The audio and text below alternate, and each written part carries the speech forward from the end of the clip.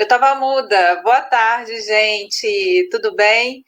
Olha, 5:01, a gente está entrando aqui ao vivo nessa live super especial, super bacana para falar sobre Nilo Peçanha no cenário da República Oligárquica. Essa foi uma. Deixa eu tirar meu celular aqui. Essa foi uma das lives mais pedidas por vocês. E aí, a gente sempre abre caixinha de pergunta lá no Instagram, aqui no Facebook do Arquivo, perguntando o que mais, quais são as lives que vocês mais gostariam de assistir. E aí, vocês pediram Nilo Peçanha e nós trouxemos aqui Nilo para vocês. Deixa eu falar um pouquinho sobre os nossos convidados de hoje, gente. Nós vamos receber, quem vai falar para a gente hoje é a professora Surama Conde Sá Pinto. Surama já esteve em 2017 ou 2018, agora não me recordo, no arquivo, fazendo uma palestra fantástica para gente. E olha só, a Surama é professora associada de História do Brasil Contemporâneo do curso de graduação em História do Instituto Multidisciplinar da Universidade Federal Rural do Rio de Janeiro e é também professora da pós-graduação em História da mesma universidade. Ela possui experiência em ensino e pesquisa na área de, presta atenção, História do Brasil, atuando principalmente nos segmentos de República Brasileira e História do Rio de Janeiro. A Surama, gente, ela é organizadora de coletâneas e autora de livros como A Correspondência de Nilo Peçanha e a Dinâmica Política na Primeira República, que saiu pelo Arquivo Público do Estado do Rio de Janeiro, e também Só para Iniciados, o Jogo Político na Antiga Capital Federal. Além da Surama, a gente vai receber aqui um grande amigo, que é o Vinícius Silva dos Santos. O Vinícius é meu companheiro lá na pós-graduação em História da Universidade Federal do Espírito Santo. Ele é mestrando em História Social das Relações Políticas pela UFES, especialista em História do Brasil pelo Centro Universitário São José, ali em Itaperuna, que tem como na coordenação meu amigo querido Anísio, e também fez graduação na mesma universidade, gente. O bacana do Vinícius para essa live, olha só, ele atua no campo de História Política e Econômica com as seguintes linhas: pensamento republicano, Primeira República Brasileira, política econômica e pensamento econômico e representação de interesses e industrialização. É um baita currículo que a gente está recebendo aqui. Por isso que o Vinícius e a Surama foram os responsáveis, foram os convidados, na verdade, para essa live de hoje. Deixa eu ver se eles já estão aqui com a gente. Deixa eu falar que eles já podem entrar. A Surama me mandou uma mensagem aqui que está com problema na internet. Deixa eu responder para ela, que a gente aguarda. O Vinícius, eu já vou pedir para o Vinícius entrar, porque aí a gente, qualquer coisa, se a professora Surama demorar um pouquinho, a gente começa por ele. Deixa eu só dar boa tarde para todo mundo que está aqui com a gente. Um monte de recados eu nem vi. Gente, a Cristiane Rabelo está aqui. Deixa eu aproveitar para dar parabéns à minha amiga Cris, parceira, que está sempre com a gente. Cris, minha amiga, parabéns, tá? Vida longa. Anísio Pirozzi está aqui também, coordenador de História da São José. O Carlos Alberto também, nosso companheiro, todo final de semana está aqui com a gente, bem-vindo. A Adriana Rangel, boa tarde. A Amanda Siqueira. Neuza, minha amiga querida, que está sempre presente também. Beijo, Neuza. A Dilceia Smirdelli está aqui. Um beijo, Dilceia, super competente, pessoa maravilhosa. O João Pedro Dutra, da São José. Bem-vindo, João. Bom ter vocês aqui. Aliás, todo mundo em peso da São José, porque, afinal de contas, o Vinícius foi aluno da São José, então isso é muito bacana. A Letícia Carvalho também está aqui. Gente, boa tarde a todos vocês. Já chegou muito mais gente aqui. Daqui a pouco eu vou olhando os outros recadinhos aqui, tá bom? Já estou vendo que tem um monte de gente diferente aqui. Olha, enquanto o Vinícius entra, deixa eu ver aqui se ele já pode entrar.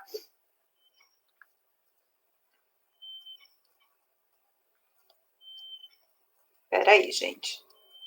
Deixa eu passar. Vou fazer o seguinte: ele está com dificuldade para entrar. Eu vou pedir. Deixa eu mandar o telefone dele para o pessoal que fica lá no apoio, enquanto eu falo com vocês, que eu tenho uma novidade boa. Aliás, eu tenho algumas novidades, né?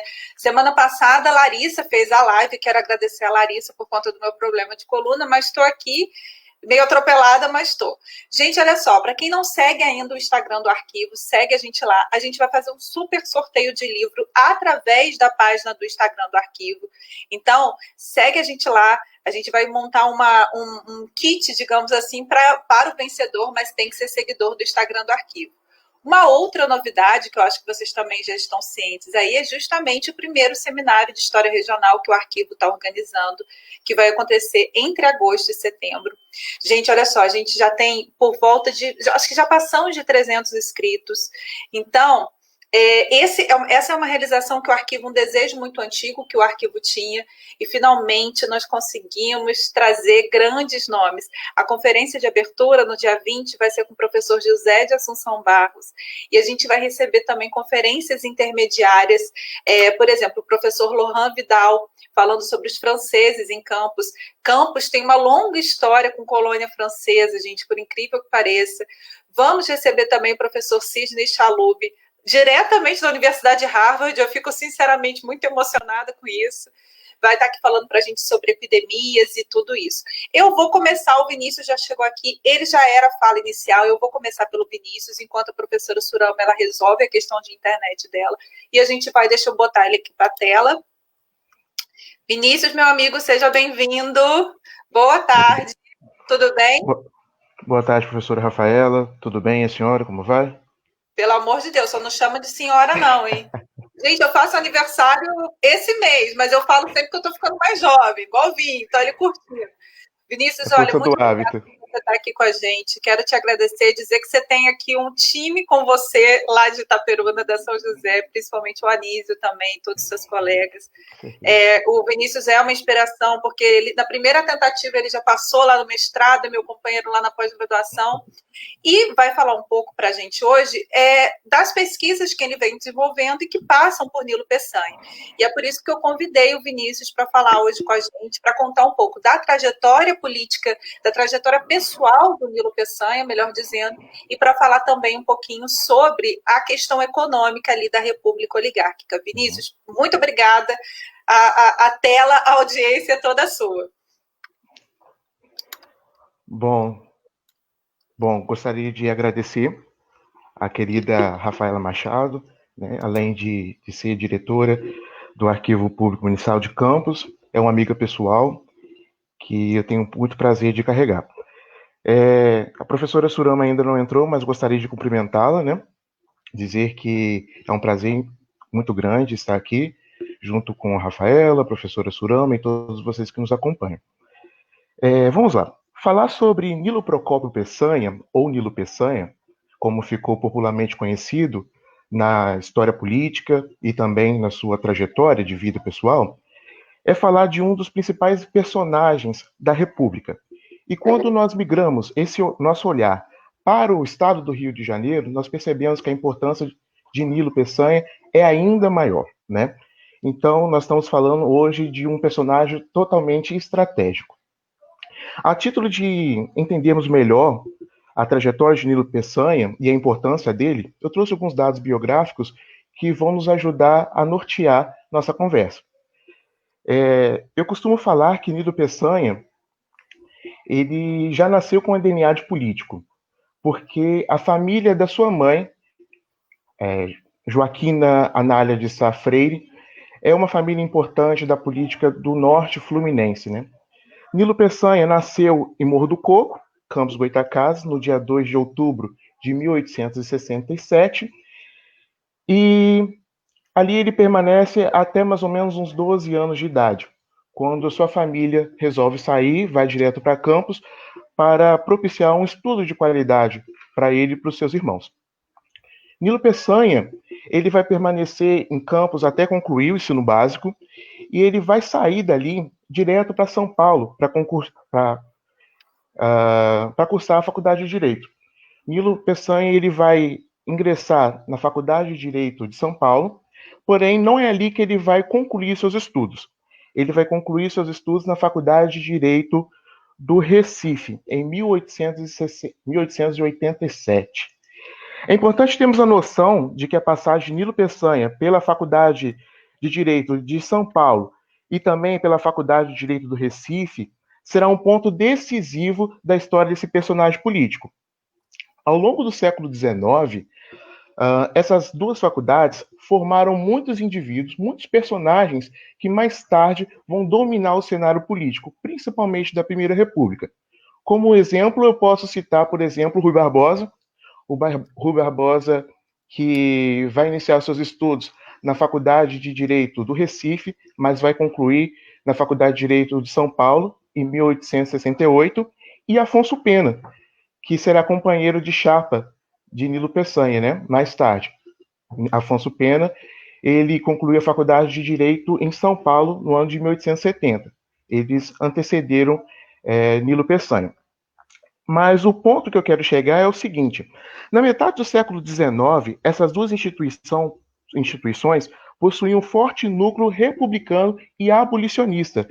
Ao passar por essas instituições, Nilo tem contato direto com os grêmios que reuniam alunos favoráveis à ideia de república e também com a ideia de abolicionismo. E eles debatiam essas questões. Nilo, ao ter contato com esses movimentos, ele vai se afirmar um autêntico republicano e favorável ao pensamento abolicionista. Uhum. Ali nos anos finais do Império Brasileiro, nós vamos ver algumas crises políticas e econômicas que vão dominar o cenário naquele momento, naquele contexto. Com isso, nós vamos ver o crescimento do movimento abolicionista e, com ele, o crescimento das ideias ligadas à República. Então, por volta da década de 1870, aproximadamente, inicia-se um movimento denominado de propaganda republicana. A propaganda republicana, na verdade, trata-se de um período em que os defensores do republicanismo, como um sistema de governo, realizavam uma verdadeira campanha em prol das ideias de república. Aqui eu abro uma observação que eu acredito ser bastante importante para entendermos melhor. Uhum. É importante ter a noção de que esse movimento, ou seja, a propaganda republicana, foi construída pela elite econômica e intelectual, as quais viam a república como um sistema perfeito para o fortalecimento de seus interesses, porque haveria ali uma descentralização do poder que até aquele momento estava concentrado na coroa. Como eu disse anteriormente, Nilo Peçanha ele formou-se em Direito em 1887. Em 1888, ele volta para Campos e, influenciado pelo pensamento republicano, iniciou uma série de movimentações aderindo à propaganda republicana. Então, Nilo, juntamente com um grupo que compactuava com tais ideias, iniciam reuniões em Campos e na região. Então, por exemplo, a gente vai ver indícios desse grupo percorrendo Morro do Coco, Santo Antônio do Carangola, que é a atual Porciúncula, São José do Avaí, que é a atual Itaperuna, São João da Barra e outras localidades. E é muito importante dizer que essas reuniões ocorriam clandestinamente, né? Eles estavam se opondo ao sistema de governo vigente. E com isso, ocorria muita repressão policial. Nilo Peçanha, por exemplo, em um de seus relatos, seus diários, ele vai chegar a dizer que os membros dessas conferências, eles tinham medo da repressão policial porque gerava tumulto, acabava em agressões e até mesmo em mortes. Toda essa campanha, organizada por Nilo e seus companheiros, resultaram na elaboração de dois importantes manifestos. Isso daqui é um dado muito importante para a região do Noroeste Fluminense, os quais pretendiam realizar a união de todos esses republicanos, que identificavam-se com os anseios daquele contexto. Então, essa ação será de suma importância porque ela vai datar, a partir desses dois manifestos, a instauração do Partido Republicano na região do Norte Fluminense. Isso daí na data de 1888.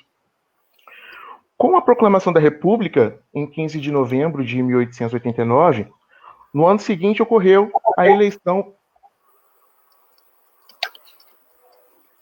Vinícius? Achei um ruído, achei que você tinha falado alguma coisa, desculpa. Enquanto você me deu a deixa, eu vou aproveitar porque a professora Surama entrou, deixa eu entrar com ela aqui na tela, só um minuto, Vinícius, para a gente poder conversar.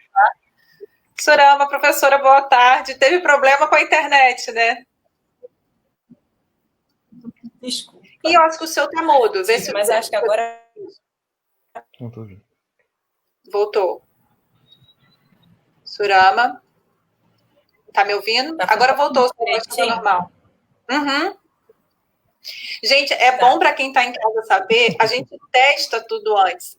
3 horas da tarde a gente testou, até mais ou menos 3h30. Mas ao vivo, live já diz, né, gente? A gente tem que estar preparado para isso tudo. Professora, o Vinícius já começou a apresentação dele, ele está falando um pouco sobre a trajetória pessoal e política também, né? Porque vem junto do Nilo Peçanha, e aí depois a gente vai mais para a questão que a gente tinha convidado da sua fala. Deixa eu só falar para quem está em casa nos assistindo, gente, como sempre, vocês podem participar mandando as perguntas de vocês.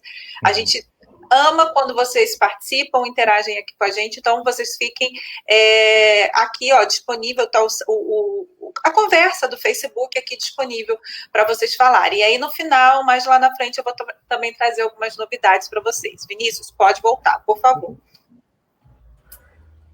Antes de continuar, gostaria de cumprimentar a professora Surama. Como eu estava dizendo, com a proclamação da República em 15 de novembro de 1889, no ano seguinte ocorreram as eleições para a Assembleia Nacional Constituinte, onde Nilo se candidatou como deputado pelo estado do Rio de Janeiro e pelo Partido Republicano, né? E Nilo saiu-se vencedor. É importante ressaltar que o resultado vitorioso de Nilo aí é fruto do prestígio que Nilo conseguiu através da propaganda republicana e da instauração do Partido do Noroeste, como também o fruto dessa afirmação de liderança que Nilo coloca-se quando reúne vários grupos políticos locais, na verdade. E a partir daí é que Nilo vai iniciar uma trajetória político-partidária.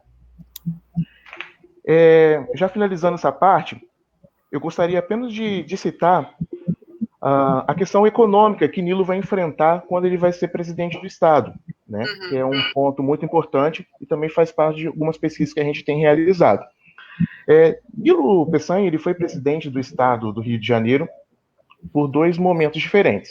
Vale ressaltar que esse cargo de presidente de Estado é o que equivale hoje de governador, mas à época chamava-se presidente de Estado.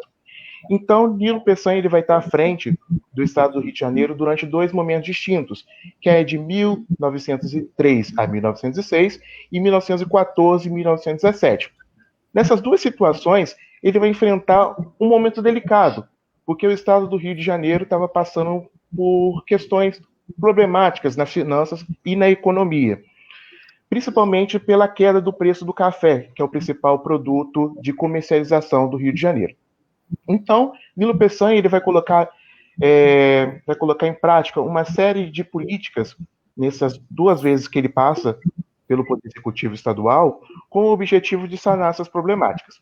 Então, por exemplo, a gente vai ver Nilo Peçanha propondo a mudança constitucional para conseguir a diminuição dos gastos públicos, reduzir o número de funcionários, diminuir os altos salários, principalmente o dele como presidente, do vice-presidente e dos magistrados, né? Além de colocar em prática uma série de políticas de incentivo à industrialização, que é um ponto muito importante, principalmente aí no início da Primeira República. Nessas políticas de incentivo à industrialização, a gente pode citar, por exemplo, a diminuição do imposto para conseguir baratear aí a produção industrial, além de uma série de subsídios.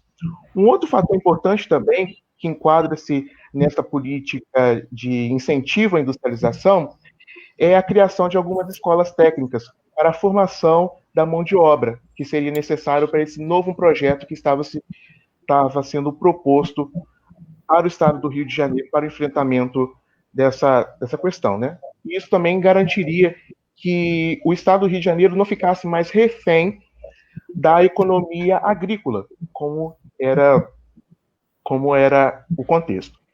E o resultado dessas políticas aplicadas por Nilo Peçanha nesses 2 momentos, no caso, foram totalmente positivas, porque através delas foi possível constatar uma reviravolta das finanças, sendo que há uma eliminação do déficit, ou seja, consegue pagar as dívidas e consegue também o desenvolvimento da industrialização, que através disso consegue também como posso dizer, a diversificação econômica, né? Porque temos ali um Estado que é refém do setor agrícola, então agora temos um braço, outra mão, que seria a industrialização. E o legado de Nilo Peçanha para a economia do estado do Rio de Janeiro acaba sendo essa implementação dessa série de políticas e contextos.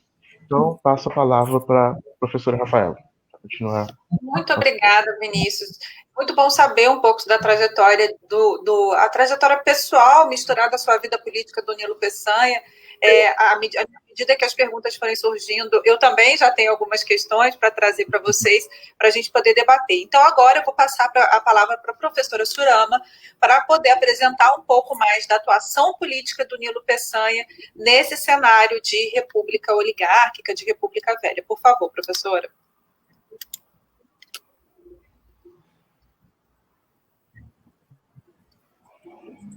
Bom, boa tarde a todos. É um prazer participar mais uma vez de um evento organizado pelo Arquivo Público do Estado, o Arquivo Público Valdir Pinto. Agradeço a Rafaela pelo convite.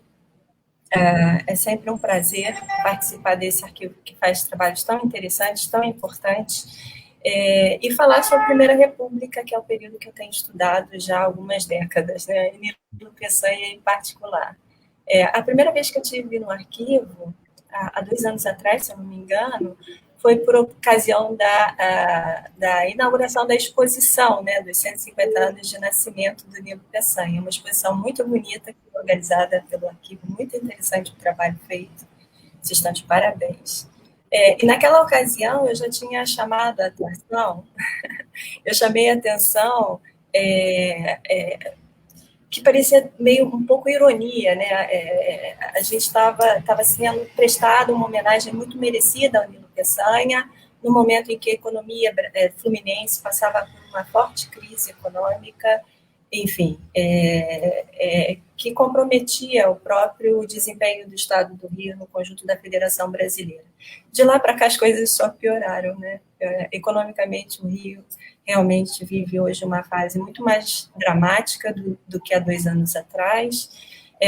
A gente não tinha necessariamente nem a possibilidade de imaginar que a gente ia conviver com essas denúncias de fraudes envolvendo governadores do Rio, os últimos governadores, inclusive, sendo presos, e nem tínhamos a ideia de que enfrentaríamos uma crise sanitária nas proporções que nós estamos vivendo hoje, né? Então, realmente assustador, lastimável. Por outro lado, né, falar do Nilo traz um certo alento. O Vinícius chamou mesmo a atenção, o Nilo foi 2 vezes governador do estado do Rio de Janeiro, e ele continua sendo um exemplo de gestão do Estado, pelo compromisso, pela seriedade, pela administração competente que ele desenvolveu no estado do Rio, né? Eu costumo dizer que eu não sou especialista em Nilo Peçanha, né? Eu acho que o título é muito mais apropriado para os biógrafos do Nilo, e são 3 que eu conheço, pelo menos os mais expressivos. E também penso que quem tem muito mais propriedade para falar do Nilo são os pesquisadores que, em torno de um projeto coletivo na Fundação Getúlio Vargas, desenvolveram uma linha de estudos sobre a institucionalização da República no estado do Rio de Janeiro, né? Essa linha de pesquisa foi capitaneada pela Marieta de Moraes Pereira. Então, Brígido Tinoco, Celso Peçanha, Robert Kugel e toda a equipe que desenvolveu esse trabalho tem muito mais competência para falar do Nilo do que eu. Eu me aproximei do Nilo Peçanha enquanto figura histórica, trabalhando um pouco sobre o legado dele, basicamente na graduação, há muito tempo atrás, e no mestrado, quando eu fui trabalhar com o acervo do Nilo Peçanha, né, que está depositado no Museu da República, e é um acervo riquíssimo, que precisa ser explorado. Quando eu fui explorar esse acervo, eu fui explorar com uma questão muito específica, que era testar, na verdade, a validade do chamado compromisso coronelista formulado por Vitor Nunes Leal num clássico dele chamado Coronelismo, Enxada e Voto. Então, eu mergulhei na correspondência passiva do arquivo Nilo Peçanha, e é um universo gigantesco.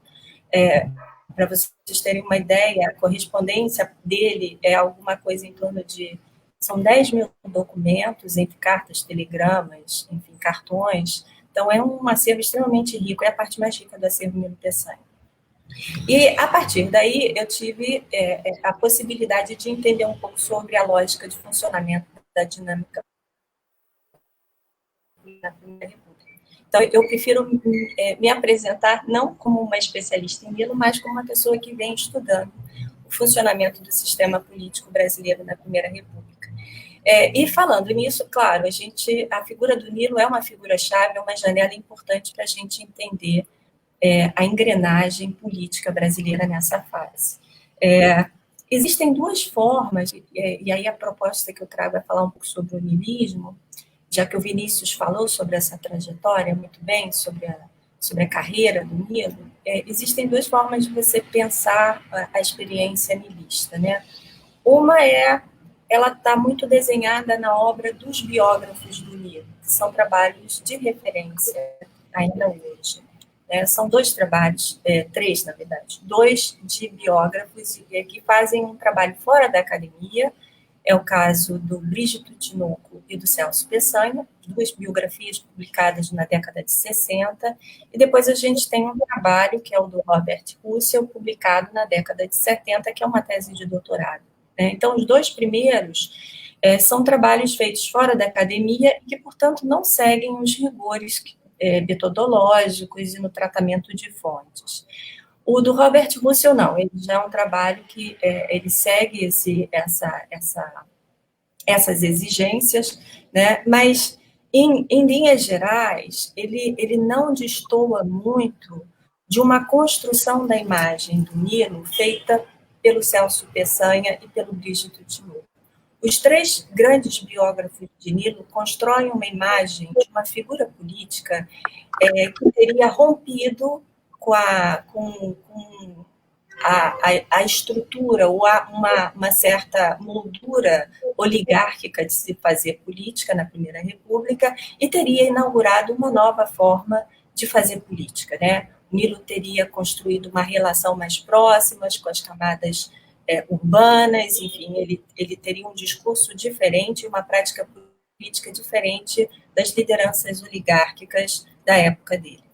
Essa visão, né, do Nilo enquanto uma pessoa que rompe com essa moldura oligárquica, ela, a partir da década de 80 e muito nos anos 90, ela foi um pouco desconstruída em uma série de trabalhos acadêmicos, né?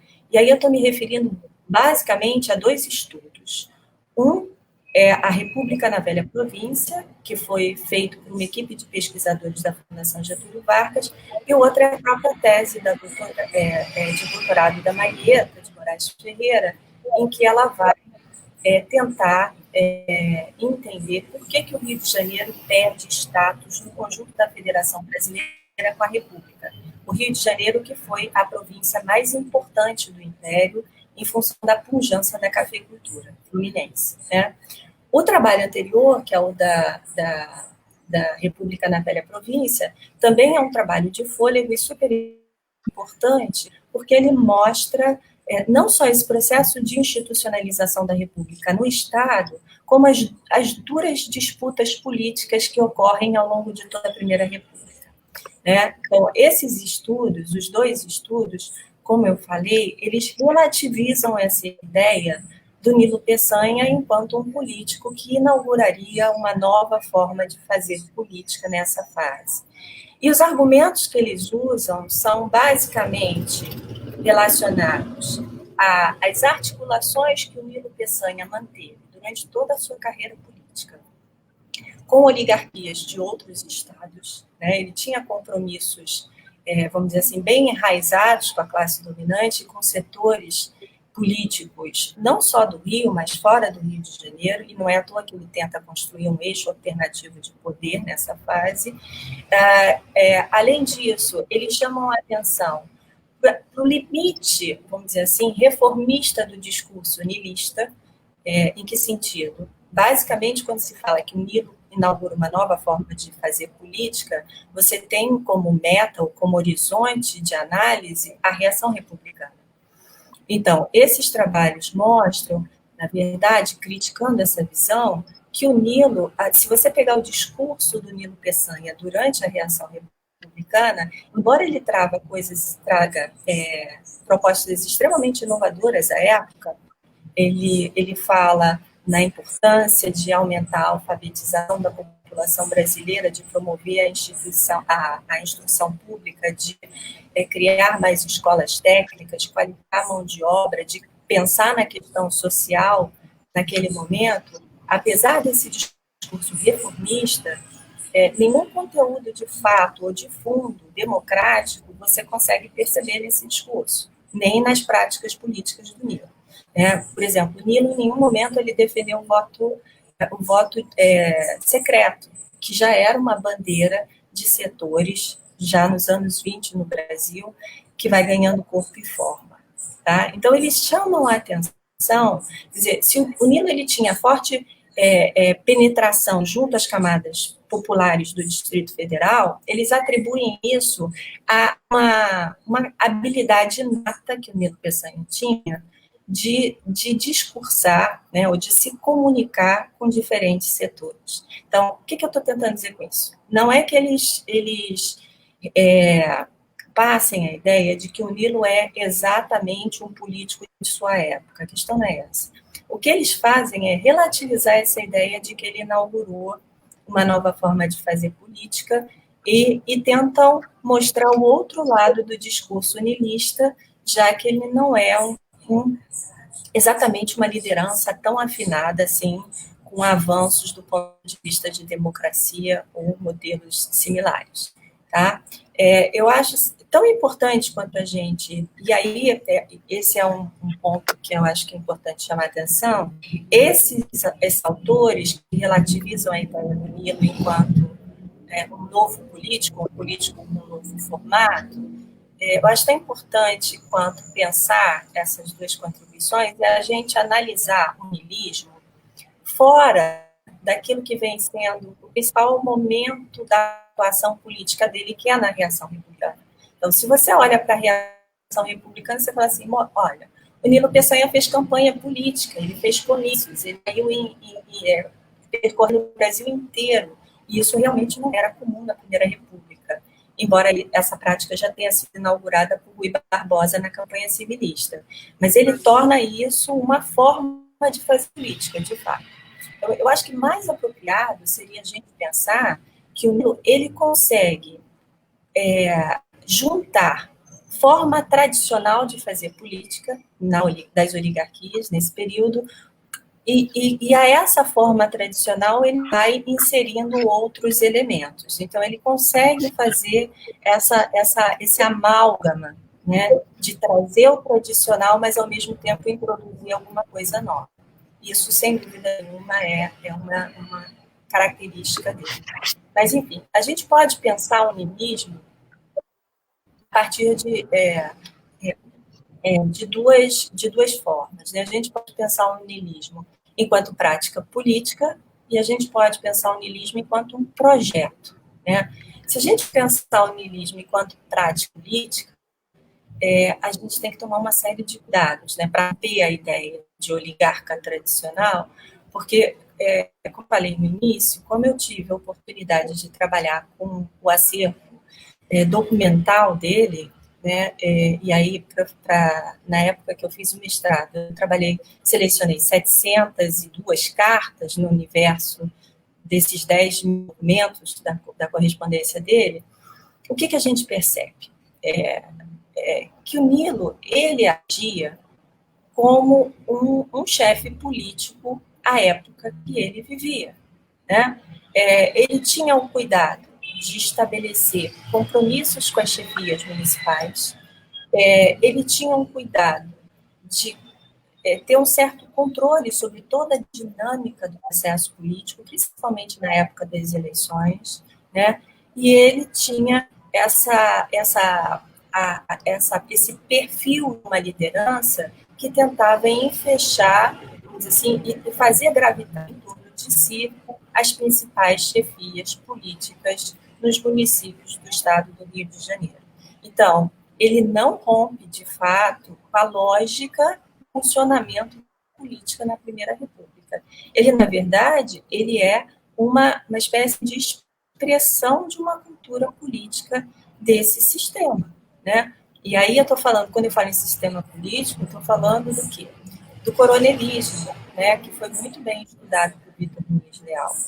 Vitor Nunes Leal, ele definiu o coronelismo como resultado da superposição de formas desenvolvidas no regime representativo a uma estrutura econômica e social inadequada. E apontou que, na verdade, o coronelismo ele é produto de um fato político de uma conjuntura econômica. O fato político seria o federalismo, que criou um novo ator político com plenos poderes, que foram os presidentes de Estado ou governadores.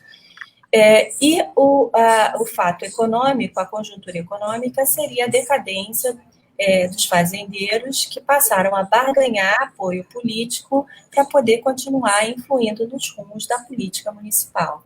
Olha, se você olha para a trajetória do Nilo, você percebe nitidamente isso.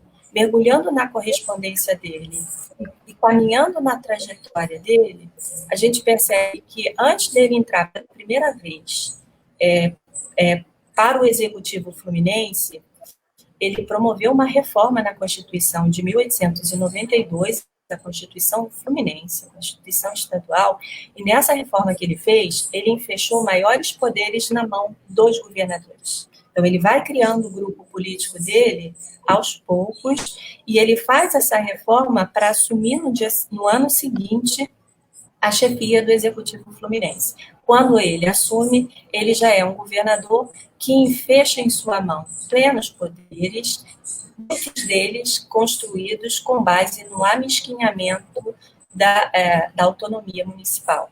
Então, a lógica era fazer com que essas chefias municipais gravitassem em torno de uma liderança importante.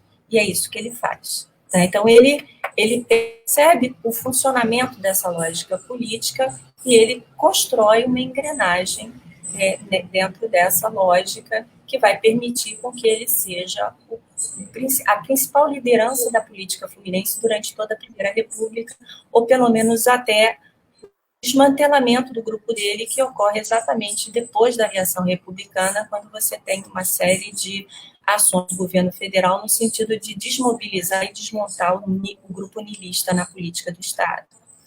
Agora, você pode pensar também, além da prática política, você pode pensar o niilismo enquanto um projeto político. E se você for pensar o niilismo como projeto político, a gente leva em conta duas coisas. Uma é o que ele desenha enquanto projeto político para o Estado, e outra é o que ele desenha do ponto de vista do plano nacional. Do ponto de vista do governo estadual, o Nilo Peçanha, como o Vinícius chamou muito bem a atenção, o grande vetor de atuação do Nilo nas duas gestões em que ele esteve à frente do Executivo Estadual foi reerguer a economia do Estado do Rio. Uma economia que enfrentava uma série de problemas, né? Perda de dinamismo em função da concorrência com outras áreas produtoras no Brasil, São Paulo, Minas Gerais, Espírito Santo, enfim. O Rio, que foi o primeiro no ranking nacional, perdeu para São Paulo e depois vai perder para Minas, né? Enfim, e vendo essa situação de perda de dinamismo, embora também eu gostaria de chamar a atenção, a gente pensa assim, a crise econômica do Estado do Rio de Janeiro por causa do café. Essa crise, ela é muito complexa, porque algumas áreas antigas produtoras de café, elas vão sofrer um refluxo, mas outras áreas vão se tornar bastante dinâmicas nesse momento. Tá? Então, ainda assim, o Rio perde receita com café, e principalmente com o imposto de exportação, que era a principal fonte de receita do Estado. Então, o Nilo Peçanha, ele faz o quê? Ele monta todo um projeto político de reerguer a economia, que, como o próprio Vinícius chamou a atenção, passa pela diversificação dessa economia, né? Pela criação de novos impostos, como o imposto territorial, pela taxação de produtos que fossem comercializados no Estado do Rio e o próprio Estado produzisse, ou seja, inibindo aí essa concorrência, e por aí vai. Além da reforma administrativa que ele faz, que diminui cargos, enxuga a máquina do Estado, diminui salários, enfim, enxuga funcionalismo, E isso provoca, nas duas passagens dele pela gestão como administrador do Estado, muitas críticas, mas também tem um saldo extremamente positivo. Tá? Então, pensar o projeto político do Nilo para o Estado significa pensar nessa ação saneadora da economia fluminense. Agora, a gente também tem que tomar um certo cuidado, porque boa parte dessas propostas que foram implementadas pelo Nilo, e essa é a grande, vamos dizer assim, o grande mérito dele, ele implementou. Mas muitas delas, quem pensou foi Alberto Torres, não necessariamente o Nilo Peçanha. Tá? Do ponto de vista do projeto político nilista nacional, a gente tem esses trabalhos da Fundação, a tese da Marieta, que mostram que no plano político nacional, o Nilo tentou articular um eixo de poder alternativo a uma certa ascendência de Minas e São Paulo no conjunto da Federação Brasileira. Então, o que significa falar que Nilo tentou articular um eixo alternativo? Significa dizer que ele estava querendo romper com o funcionamento do sistema político à época? Não. Na verdade, o que ele estava propondo, e ele propôs isso com chefias oligárquicas de outros estados, era um melhor equilíbrio na distribuição de poder no conjunto da Federação Brasileira. Tá? Então, pensar o niilismo enquanto projeto político significaria pensar esse conjunto de ações, esses dois vetores que ele desenvolveu ao longo de sua trajetória política, tanto do ponto de vista do Estado do Rio, quanto do ponto de vista do governo federal. Embora não critique pensar niilismo quanto ação política, quanto, enfim, alguém que combina práticas políticas tradicionais com inovadoras e pensar um projeto político, eu não critico isso, mas eu acho interessante a gente pensar o niilismo enquanto expressão de uma cultura política vigente. O Nilo Peçanha, apesar de ter uma importância significativa e teve para o Estado do Rio de Janeiro e para a política brasileira de uma maneira geral. Vale lembrar que ele criou o Ministério da Agricultura, né? Ele desenvolveu políticas voltadas para os índios, enfim. Apesar da importância enquanto estadista, a gente não pode perder a dimensão de que ele é a expressão de uma época, de uma forma de fazer política de uma época. Ele não rompe, de fato, com essa forma de fazer política. Ele entendia a lógica de funcionamento dessa engrenagem e, como uma figura que participava desse processo político, ele, em linhas gerais, ele se afina com essa lógica, né? Ele também tinha uma visão restritiva da atividade política, ele também desenvolve uma das características que é marcante na política do Estado como na política nacional, que é o personalismo. O niilismo pode ser visto também como uma espécie de resultado direto da fragilidade das instituições republicanas. Né? O niilismo ele se abriga em partidos diferentes. Ele primeiro se abrigou no partido que foi criado pelo Alberto Torres, chamado Partido Republicano do Rio de Janeiro. Depois ele se abrigou no Partido Republicano Fluminense. Né? Então ele tem essa mobilidade, e isso é reflexo exatamente desse lado personalista do niilismo. Quer dizer, volto a dizer, eu não estou diminuindo a importância, eu não estou diminuindo, enfim, a figura do Nilo na política do Estado do Rio e nem na política nacional. O que eu proponho a gente só entende a atuação do Nilo Peçanha se a gente levar em consideração toda uma série de condicionantes e a própria cultura política brasileira nesse período. Vou ficar por aqui, senão eu vou ficar falando. E aí a gente abre, eu acho que abre para as perguntas. Gente, o que eu fico... É a segunda vez que eu ouço, assim, de perto, esse nosso de perto, longe, a professora Surama, mas eu acho que o que é mais fantástico, eu confesso, e acho que tem muitos dos meus amigos que estão aqui com a gente, que o campista, ele tende a olhar para Nilo Peçanha com olhos um pouco mais provincianos, de orgulho, afinal de contas, um presidente que saiu da nossa terra. Então, é muito bom quando a gente tem a oportunidade de ouvir uma análise mais de conjuntura e para entender o niilismo como um fenômeno inserido dentro de um contexto que é muito mais amplo, do que o nosso bem-querer, por ele ter sido presidente, por ser campista e todas essas questões que vêm junto.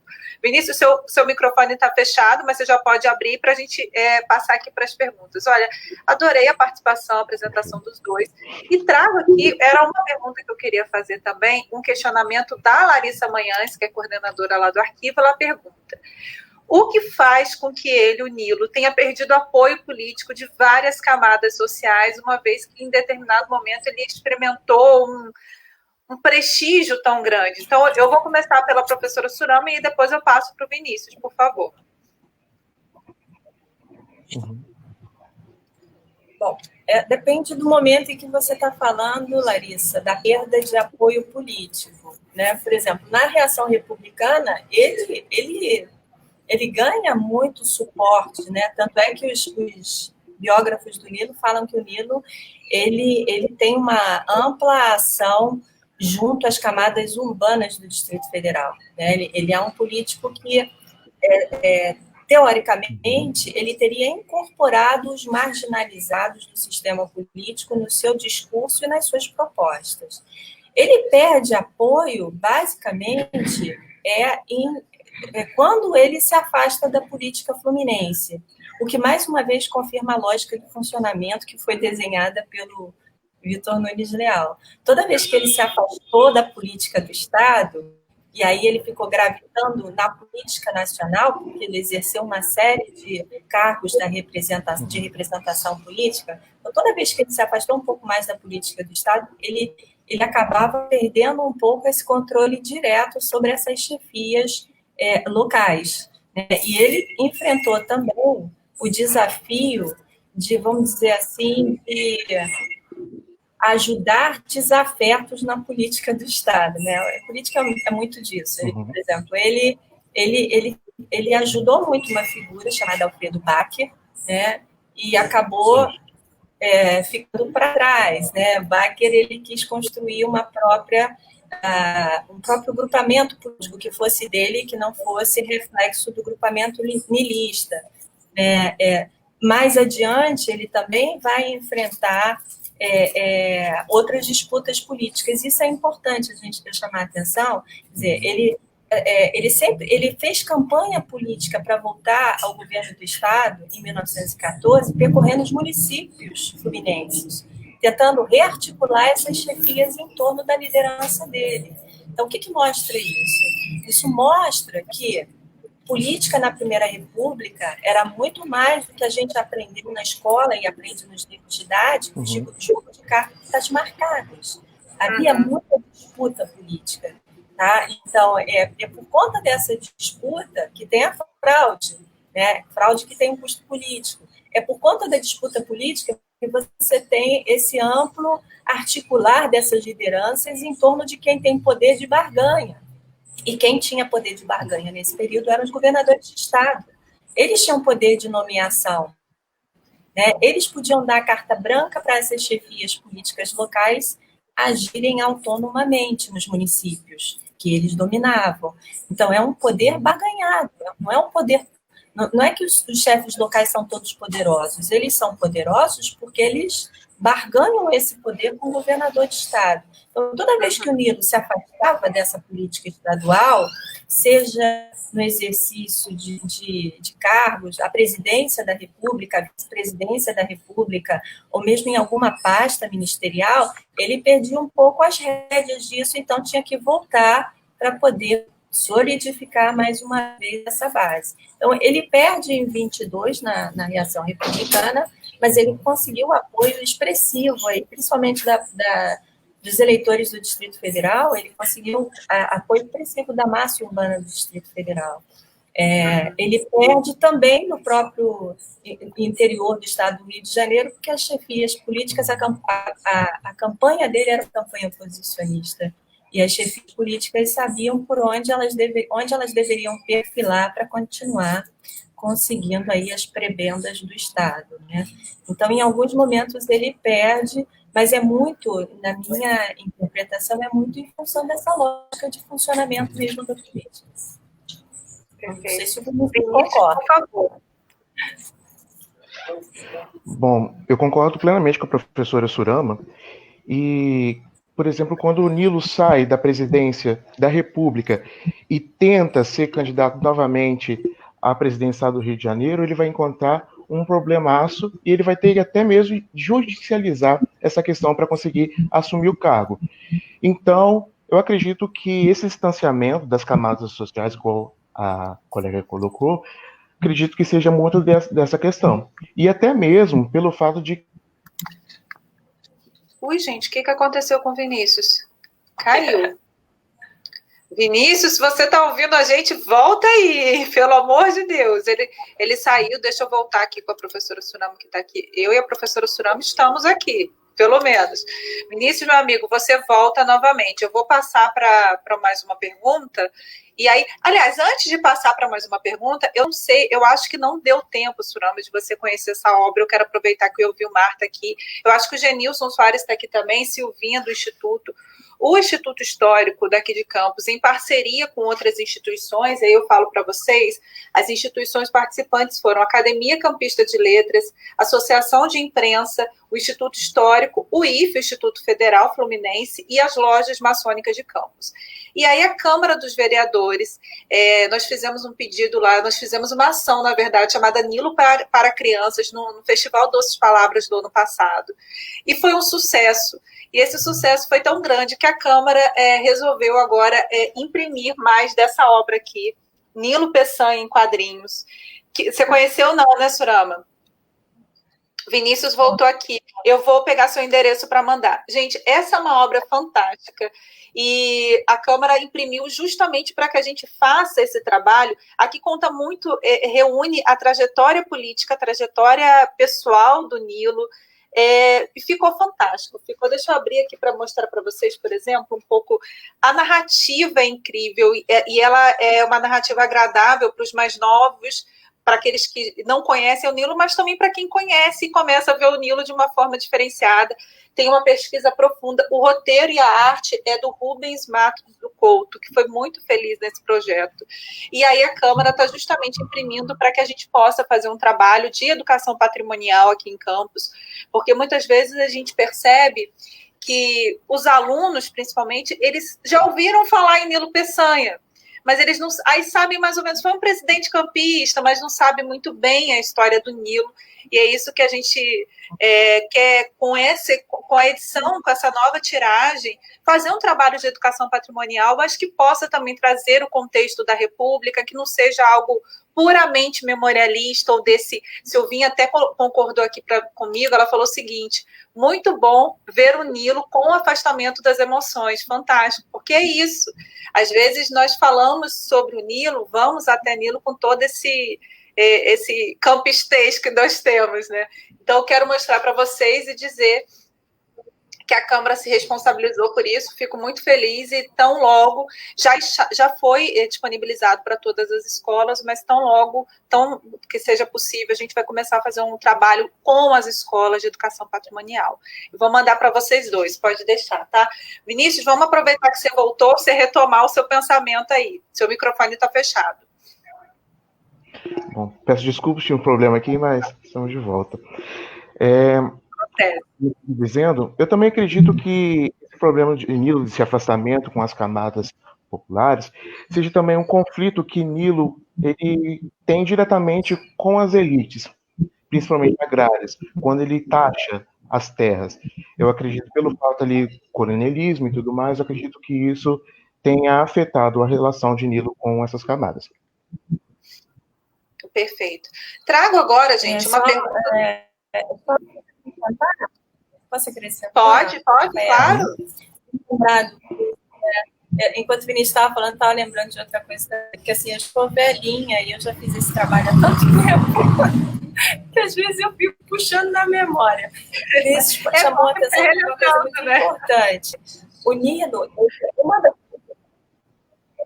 O Nilo, ele, nas duas passagens pelo governo do Estado do Rio, ele criou impostos, né, importantes, assim, como fonte de receita para o Estado. Na primeira gestão foi o imposto territorial, né, já que o imposto de exportação, que era a principal base da receita dos estados, não era tão significativo naquele momento aí, né? Até pelo menos no momento em que o café fluminense vai perdendo no ranking nacional. Um outro imposto que ele cria, e aí já na segunda gestão dele, a desviação. É claro que toda vez que ele cria impostos e enxuga a máquina administrativa do Estado, ele cria problemas sérios. Né? Ele tem uma resistência muito grande. Quando acabam as gestões, em geral, elas são muito bem sucedidas, porque tem esse equilíbrio orçamentário. Mas a execução, a prática, né, a medicina... Oi, Surama, travou. Peraí, Surama, que você travou aqui pra gente. Travou para vocês aí em casa também? Dá um feedback para mim aqui, gente. Travou para você, Vinícius? Sim. Vamos esperar para ver se a conexão dela Agora restabelece. Surama, está me ouvindo?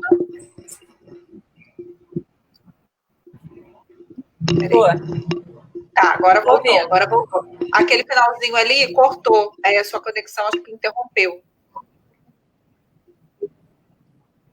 Tá, e há uma outra coisa que me ocorreu agora, e que talvez tenha a ver com o que foi colocado na questão, em 1910, né?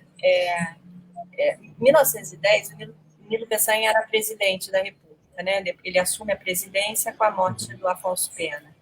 Em 1910, ele se coloca do lado da candidatura Hermes da Fonseca, né? Ele não apoia a candidatura civilista do Rui Barbosa. E a ação dele, como presidente da República, na cidade do Rio de Janeiro, foi uma atuação, vamos dizer assim, foi uma atuação muito criticada pela elite política carioca. Né? Em que sentido?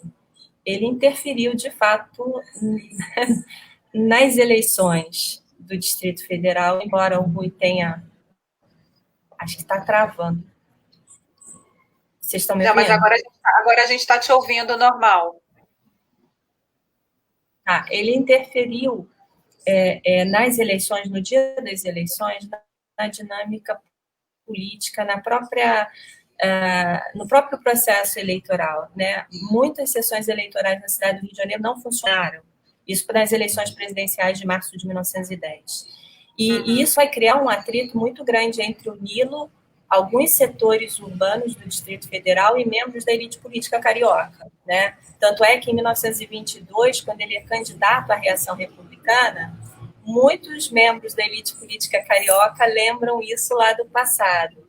Né? Lembram a atuação do Nilo enquanto presidente da República, prejudicando os opositores, as campanhas eleitorais dos setores da oposição, fechando uma série de sessões eleitorais, não permitindo que elas abrissem. Então, assim, isso também, em 10, essa ação dele foi muito criticada pelos políticos cariocas, e isso provocou um afastamento de alguns setores, sim. Mas ele sabia se mover, né? E em 1922, ele traz de volta aí importantes setores para o projeto político que ele está defendendo. Muito bem lembrado, muito bem lembrado. Às vezes a gente não tem como fazer esse tipo de conjectura, mas eu fico pensando se o Rui Barbosa talvez não tivesse tido mais chance com o apoio do Nilo Peçanha. Deixa eu trazer aqui agora uma pergunta, uma curiosidade do meu amigo Anísio, deixa eu achar aqui. Ele pergunta o seguinte: professora Surama, em seus estudos sobre a correspondência de Nilo Peçanha, a senhora encontrou alguma menção a algum incidente ocorrido em Laje do Muriaé em 1889, denominado Garrafadas de Laje, onde Nilo figurava como orador em uma reunião republicana naquela localidade e sofreu ataques dos monarquistas? Olha, não lembro, não. Nenhum episódio, mas provavelmente isso tem no arquivo dele. O arquivo dele eu trabalhei basicamente, como eu chamei a atenção, com a correspondência, que é a parte mais rica desse acervo. O arquivo do Nilo ele cobre de 1880 até 1924. É claro que para o período do século ainda XIX, a documentação é menor, é mais restrita. E quando eu fiz o trabalho do mestrado, eu trabalhei basicamente de 1900 para frente. Sim. Então, eu não peguei... Eu tomei bastante escassa correspondência para o período anterior. ela ganha bastante proporção à medida em que a gente vai entrando no século XX. E aí essa correspondência ela se torna mais volumosa. Mas não lembro de ter lido nada sobre isso. Não lembro. Mas sei que ele foi uma figura importante. O Vinícius chamou a atenção a ação dele no movimento republicano. Né? Ele tem passagem pelo movimento republicano. E pelo movimento abolicionista. Tá com delayzinho, né? É isso, a gente está com delayzinho. Explicar para quem está em casa, existe um atraso na transmissão, por isso que às vezes eu falo e ela demora para ouvir e vice-versa. Mas eu acho que agora, Surama, só para dar uma dica, a correspondência do Nilo está inteira no Arquivo Público do Estado?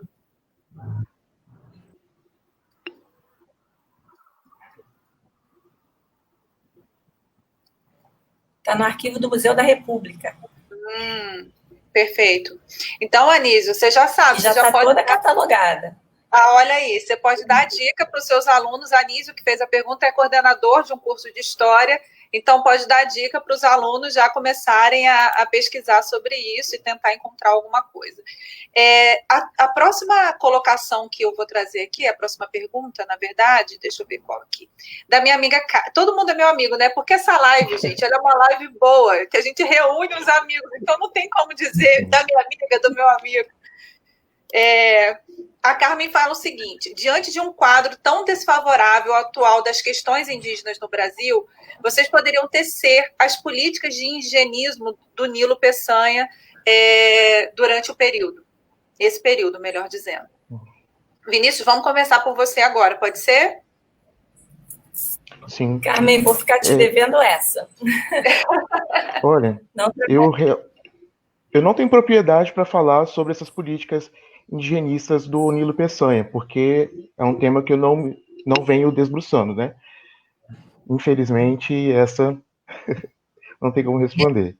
Aliás, eu acho que esse é um tema que ainda precisa também ser melhor trabalhado, concordam comigo? É um tema que, sim, de Nilo não é tão, digamos assim, não figura entre os principais.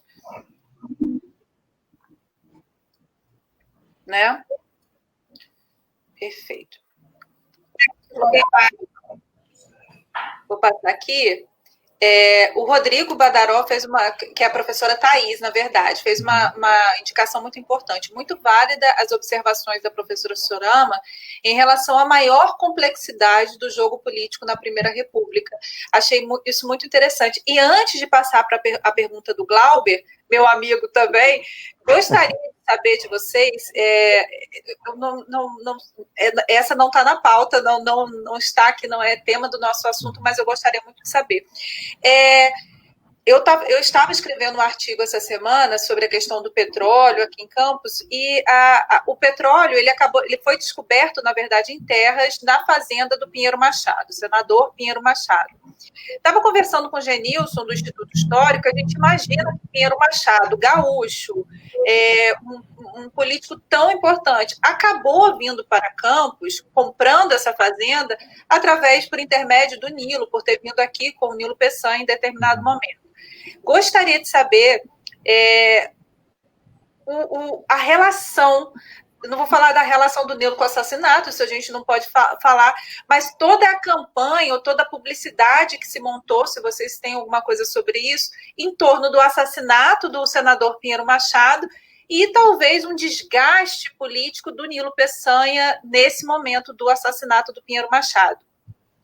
Surama, a gente pode começar por você. Olha, eu vou ficar te devendo essa, Rafaela. Das ligações que o Nilo tinha com o Pinheiro Machado, o que fica mais evidente é 1910, como eu falei, né? Pinheiro Machado apoia a candidatura Hermes e o Nilo Peçanha ele vai mergulhar nela também, né? Não vai apoiar de jeito nenhum a candidatura do Rui. Enfim, aí ele tem essa coisa, essa aproximação. Pinheiro Machado é uma figura emblemática da política nacional da Primeira República, né? Super importante, enfim. Durante muito tempo a gente aprendeu que Pinheiro Machado era a pessoa que mais controlava o processo da Comissão de Verificação dos Poderes, né, que é a última etapa do processo eleitoral da Primeira República. e que ele teria um certo poder de ascendência muito grande. Hoje a gente já revê um pouco isso, né? Na verdade, embora fosse a última fase dos pleitos importante, o gargalo mesmo, o funil ficava lá no início, quando você tem a própria composição das chapas eleitorais, quando você tem o dia da eleição em si, a apuração das eleições e a formação das eleitorais. Ali era o verdadeiro gargalo, e não na comissão de verificação dos poderes. Essa era a última etapa, e ali o jogo já estava mais ou menos definido.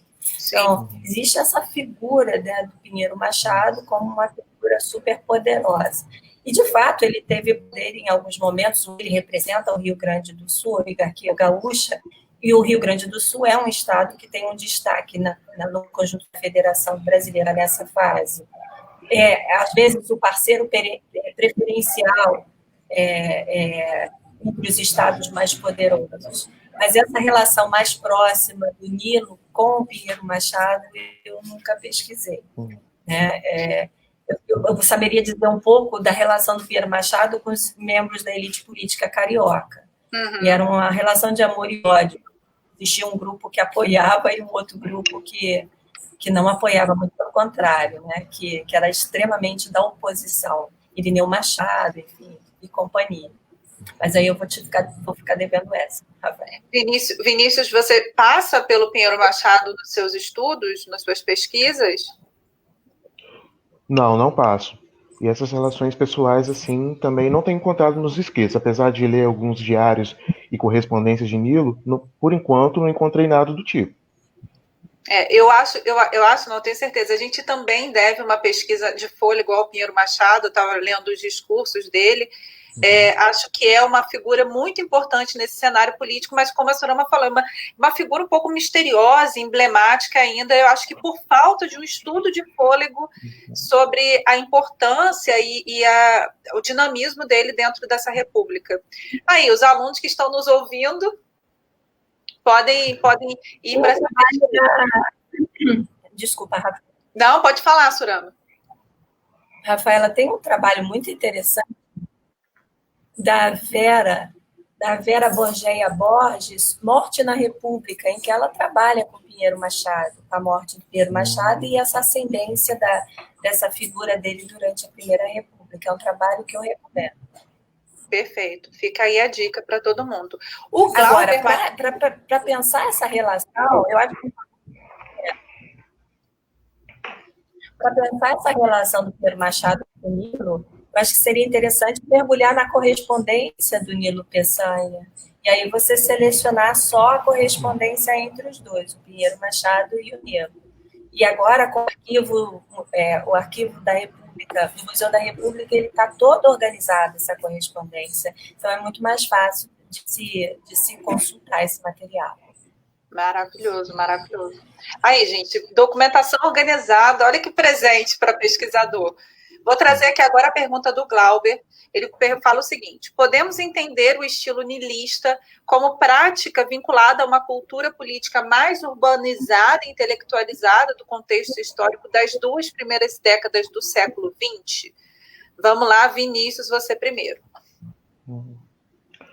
Olha, tendo em vista a relação de Nilo Peçanha com os fazendeiros, com as oligarquias, eu acredito que ela seja, não sei se a professora Sorama vai concordar, mas eu acredito que ela seja algo mais rural, né?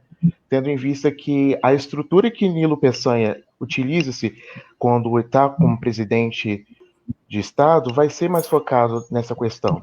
Então, eu acredito que seja algo mais rural.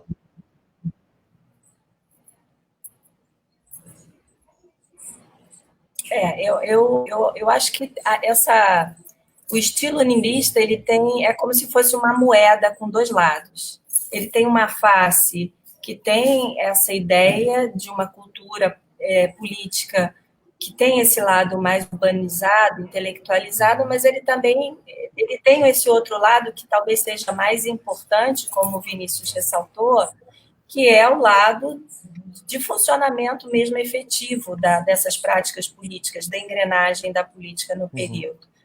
O discurso nilista, ele se volta para as camadas urbanas na década de 20, quando você tem um crescimento significativo dos centros urbanos, né? Quando você tem o surgimento, vamos dizer assim, um adensamento dos setores médios urbanos. E aí ele vai incorporar as demandas desses setores.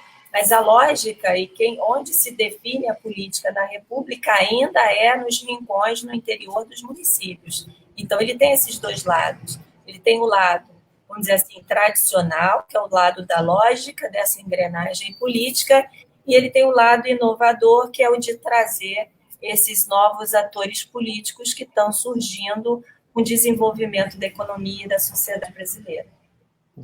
Perfeito, perfeito. Olha, eu estou vendo aqui algumas perguntas sobre a revista, em quadrinhos, eu já respondo, já falo com vocês.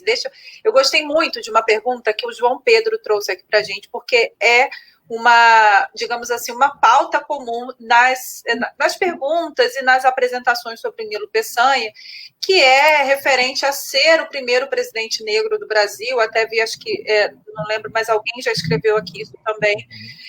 E aí o João pergunta o seguinte: eu já li que Nilo Peçanha era negro, que sua imagem foi embranquecida como inúmeras outras figuras históricas brasileiras. O que vocês poderiam falar a esse respeito desse embranquecimento do Nilo, desse nosso primeiro presidente negro, que é tão falado, principalmente aqui na historiografia local? Isso é muito debatido e às vezes vem como fato consumado essa questão do embranquecimento, às vezes não entendendo muito as técnicas de época. Eu não sou pesquisadora da temática, mas me atento um pouco a isso. Então, por favor, Sorama.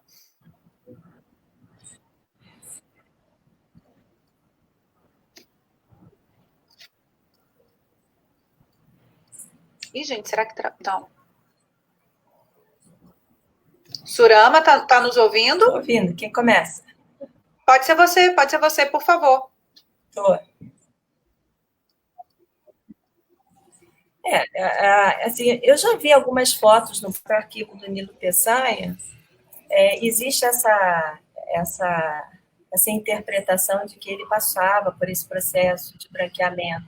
Nilo era mulato, né? E por conta disso ele sofreu muita marginalização nessa política brasileira, né?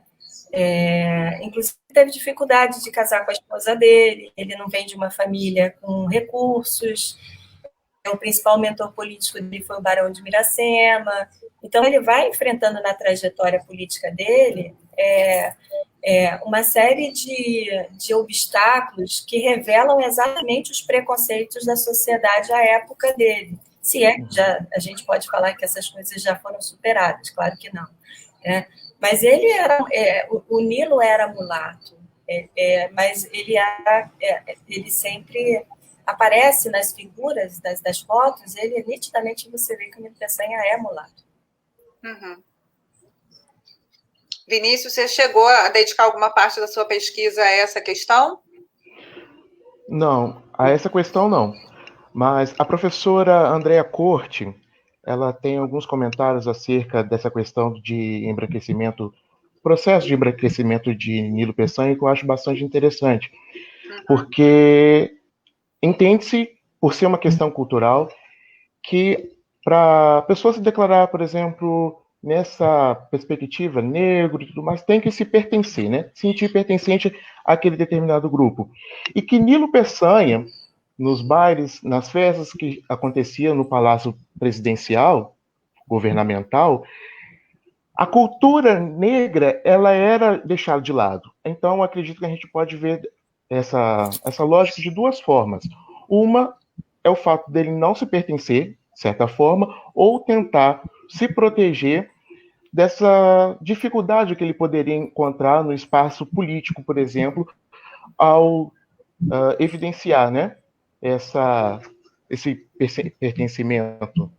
Então, eu acredito que seja bastante delicado falar nesse processo de embranquecimento, né? Até mesmo porque a gente tem que ter a lógica do período que a gente está falando, Primeira República, eugenismo e outras questões. É uma dinâmica muito mais complexa, eu acho, você lembrou bem, do que simplesmente olhar se a fotografia foi embranquecida ou não não percebendo determinadas técnicas ou atrasos, digamos assim. Perfeito, gente, muito bom. Pertencimento Agora, nessa questão é algo muito importante. Sim, sim, com certeza. O Evilmar fez uma pergunta que eu achei fantástica. Eu estava pensando nisso à medida que a professora Surama falou, justamente porque eu, particularmente, inclusive na faculdade, né, ao longo da minha trajetória, eu sou de colônia, gente, mas república é mais quando eu vou nas minhas aulas, vocês devem imaginar. Que o Nilo foi a expressão de uma nova política, de uma nova forma de fazer política, melhor dizendo. E aí, ouvir a Surama falar dessas permanências políticas das oligarquias mais tradicionais foi fantástico, porque desconstruiu muito do que eu pensava. Aí o Elvimar perguntou o seguinte, eu cheguei a pensar sobre isso associando ao Getúlio. O niilismo é a primeira prática populista da República? O que vocês acham? Começo pelo Vinícius agora. Pergunta bastante delicada, né? Então, porque na história a gente tem muito essa questão do populismo como sendo um fenômeno centrado, né? Mas como sendo o niilismo como sendo uma prática popular da Primeira República, acredito que sim. Acredito que sim, nesse sentido popular, né? Uhum.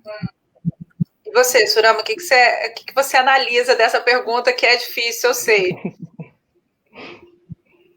Então, essa é a tese do Michael Conniff. Tem um historiador, um brasilianista, que trabalhou com essa ideia de que nos anos 20 ela é uma espécie de precursor do populismo na política brasileira. Uhum. Eu discordo.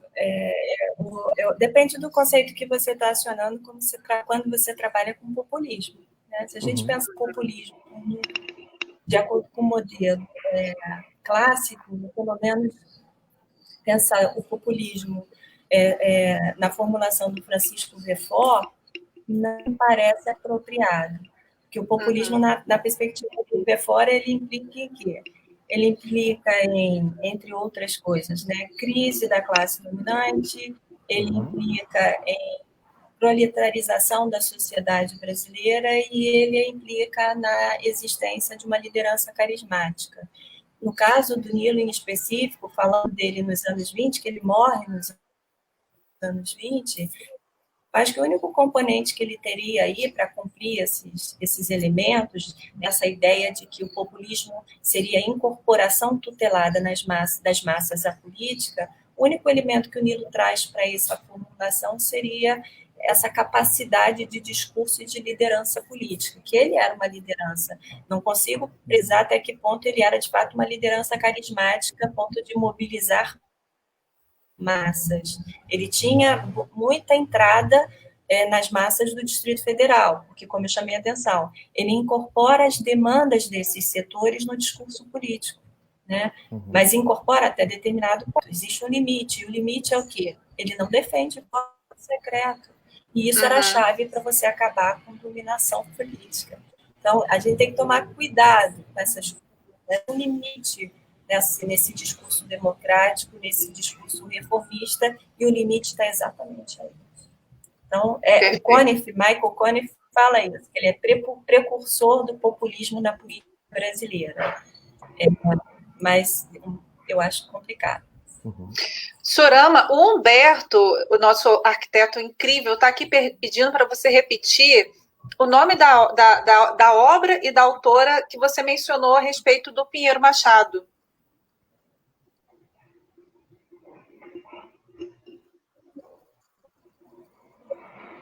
É Vera Borgea Borges.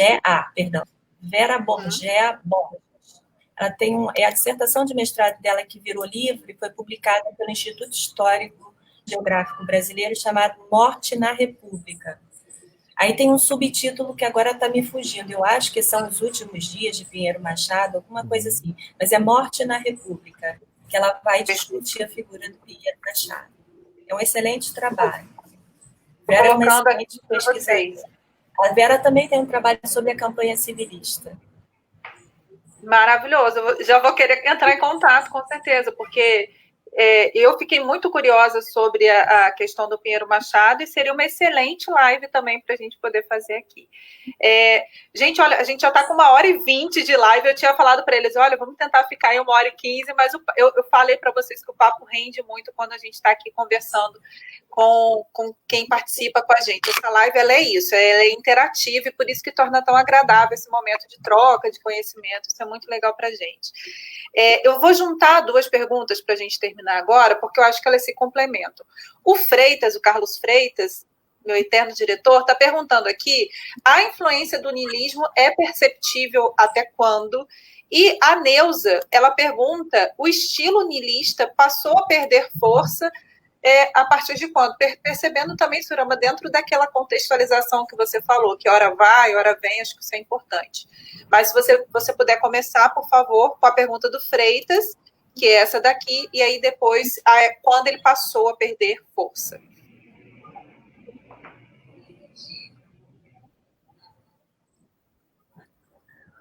Na verdade, essa influência do niilismo, ela se enfraquece bastante, como eu chamei a atenção, todas as vezes que ele não está em controle direto na política do Estado do Rio. Toda vez que ele se afasta e mergulha mais no plano político nacional, ele sofre uma espécie de enfraquecimento, porque a concorrência era grande. E uma das características que mais tem chamado a atenção do ponto de vista da inovação, de se pensar a Primeira República, é exatamente chamar a atenção para a concorrência, para a disputa política que havia nesse período. A gente aprende, a política na Primeira República é um jogo de cartas marcadas, de falseamento eleitoral, de coronelismo, de dominação do voto de cabresto. E, na verdade, os novos trabalhos eles têm mostrado que, apesar do coronelismo, do voto de cabresto, do controle eleitoral dessas chefias, havia muita disputa. E por haver disputa, você tem que tentar se acionavam esses mecanismos fraudulentos e de controle. Então, o niilismo ele enfraquece, vai perdendo a força à medida em que ele vai sendo solapado pelas próprias iniciativas do governo federal. E isso começa com muita força. Na verdade, ele sofre de 2 lados. Ele sofre pela concorrência interna na política do Estado e sofre pela ação do governo federal, principalmente durante a gestão agora esqueci, em 1922, Arthur Bernardes.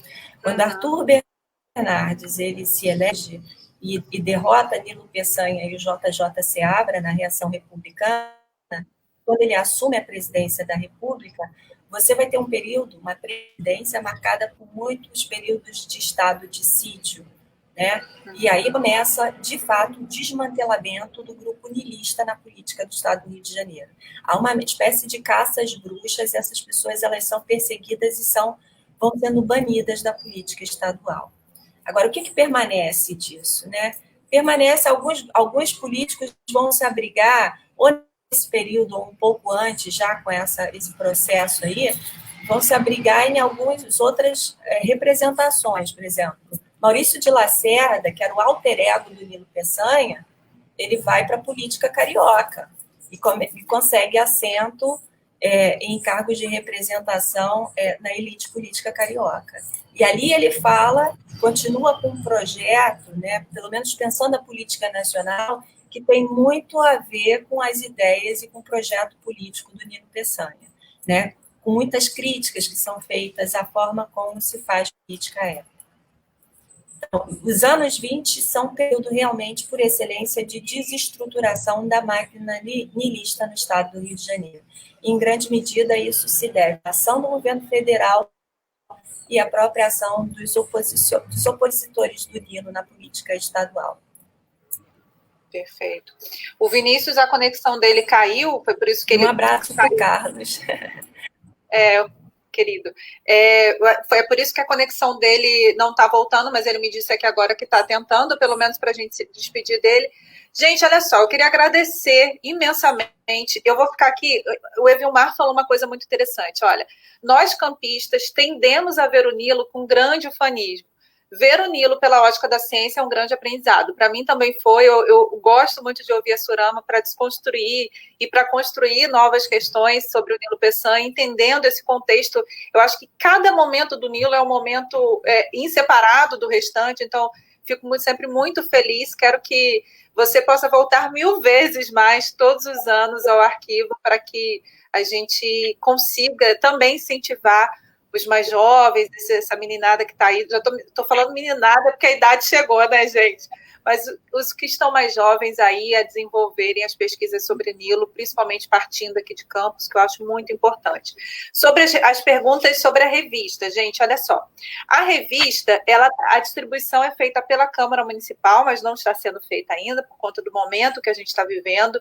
Inicialmente, as escolas já receberam, as escolas do município, então a gente vai fazer uma análise de quais foram as escolas que não receberam, quais são as outras que estão interessadas, de repente do Estado também, da rede particular também, e os institutos e universidades, Anísio, pode deixar que a gente manda aí para você, e Dilceia também, com certeza, tá bom? Que Dilceia é muito atuante. Então, o Vinícius voltou, quero subir com ele para poder me despedir.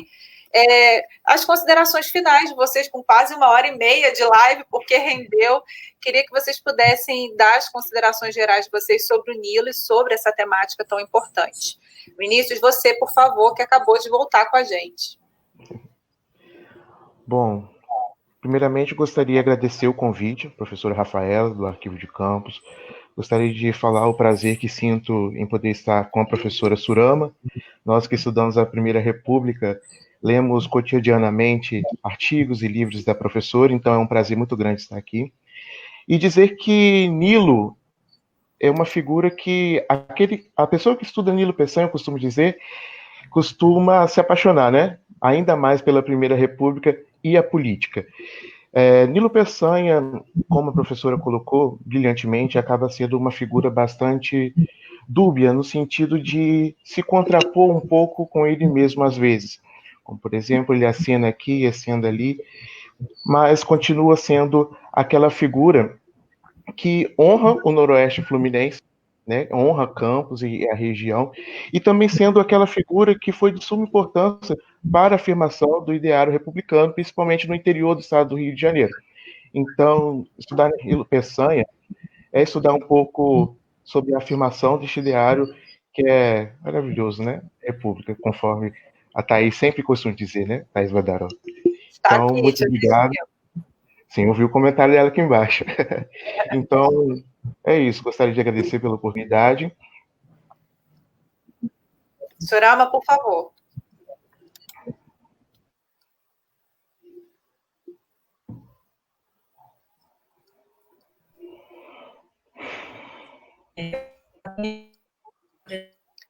Espera aí, seu áudio está ruim para a gente. Vê se você está me ouvindo.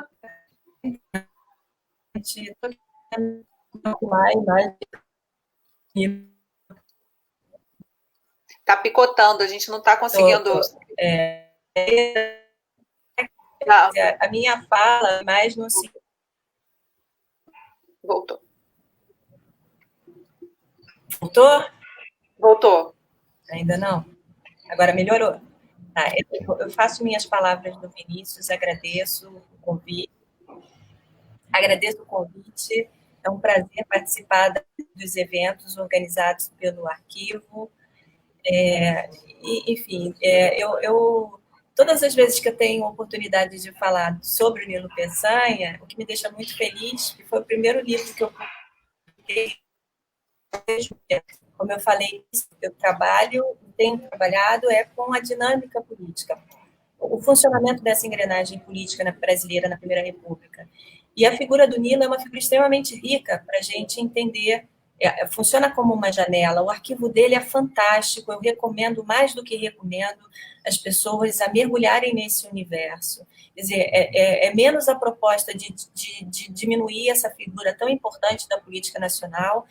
Volto a dizer, como eu falei no início, o Nilo Peçanha, falar sobre ele é um alento hoje, quando a gente tem governadores presos, governadores respondendo processos acusados disso ou daquilo, de malversação de recursos públicos, e a gente tem uma figura no passado que foi uma figura de fato, com todas as críticas que podem ser feitas, foi uma figura de fato comprometida com o reerguimento do Estado do Rio, no conjunto da Federação Brasileira e equilíbrio da economia fluminense. Então, Nilo é uma figura que eu respeito muito, mas também eu sempre tento mostrar que ele é produto da sua época, que ele entende a lógica de fazer política de sua época e que nessa ação política o niilismo sempre agregou, vamos dizer assim, aquele lado tradicional de fazer política com aquilo que seria uma nova forma. Então, ele é reflexo dessa cultura política, ele é um personagem dentro dessa engrenagem, e é essa a proposta que eu trago para entender o Nilo Peçanha. Não é desmerecer a figura dele, não é diminuir, é uma figura realmente que a gente tem que tirar o chapéu, mas percebê-lo dentro de um contexto, dentro de uma lógica de funcionamento do que era a política brasileira nesse período. Olha, perfeito. Eu fico novamente muito agradecida, muito feliz. Dizer ao Geraldo, meu amigo, chegou aqui agora, toda live ela fica disponível durante a semana na TV Câmara e também no YouTube do Arquivo e no meu YouTube. Então, vocês podem acessar lá. Lembrando, gente, que todo o curso do Arquivo, o primeiro seminário de História Regional, vai ser transmitido pelo YouTube do Arquivo. Então, quem não curtiu lá a nossa página, acompanha, curte, para vocês poderem acompanhar toda a dinâmica do curso, tá bom? Esse seminário está sendo muito aguardado, então a gente está caprichando nos preparativos. Dizer para vocês também, antes de encerrar, gente, sábado a gente vai ter aquela live. A gente vai receber o professor Aristide Sofiati para falar sobre os viajantes. Foi a live que a gente combinou desde quando nós fizemos a primeira live com ele. Então, sábado que vem, dia 15, a gente vai estar recebendo aqui o professor Aristide Sofiati para poder falar sobre os viajantes na nossa região. Gente, olha só, agradecer novamente a todos vocês, a professora Surama e o Vinícius em especial, e a vocês que ficam com a gente sempre acompanhando o nosso trabalho. Não esqueçam, a gente vai ter sorteio de livro pelo Instagram do Arquivo, então você que não segue lá para, quem sabe, conseguir ganhar um livro aí, Couto Reis, Me Contaram, Benta Pereira, quem sabe, eu não sei de nada ainda. Muito obrigada, gente, beijo grande, bom restinho de sábado para todo mundo, até mais, tá? Fiquem com Deus.